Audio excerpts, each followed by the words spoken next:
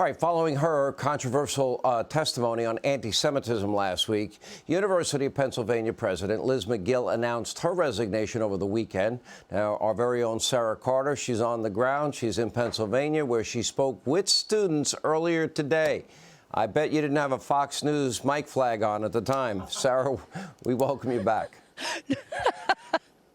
No, Sean, I did not have the Fox News mic on at the time, and it was just because we didn't have it. But I can tell you this, I'm standing right just outside the University of Pennsylvania, and it wasn't just the leadership that wavered on whether or not calls for genocide against the Jewish people violated the code of conduct. But a lot of students I spoke with today, Sean, they didn't know how to answer that very same question, and many of them equated calls for genocide as just someone else's opinion.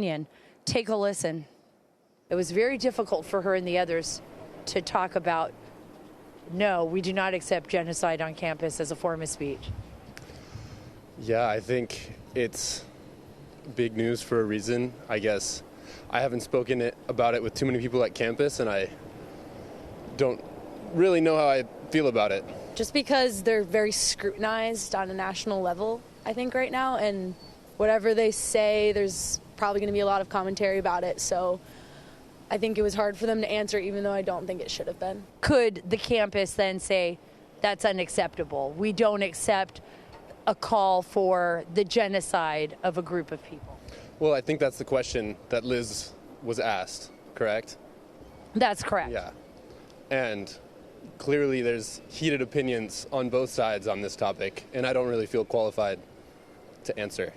If someone stood up and called for the genocide of any group of people, that should not be tolerated on campus. Right. I expect people to not be violent. I can't say my personal, obviously, stance on genocide is against it, but I'm not going to force anybody my political views. While her position is difficult, the question itself was not that difficult to answer. Sean, I got to tell you, it was a little bit mind-blowing when you hear people that can't stand up and say that the genocide of any group of people is wrong and that they would waver on those answers. But I got to tell you this isn't an anomaly. This is the reason why so many people are standing up and speaking out and calling for the removal of the leadership of MIT, Harvard, and we saw what happened here at the University of Pennsylvania with Liz Magill. Sean? Yeah, a great report, Sara. I'll get to this in a minute, but you have 20% of young people, 18 to 29, that believe the Holocaust was a myth. This is what indoctrination rather than education gets you. Anyway, great report, Sara. We appreciate it. Thank you. Hey, Sean Hannity here. Hey, click here to subscribe to Fox News YouTube page and catch our hottest interviews and most compelling analysis. You will not get it anywhere else.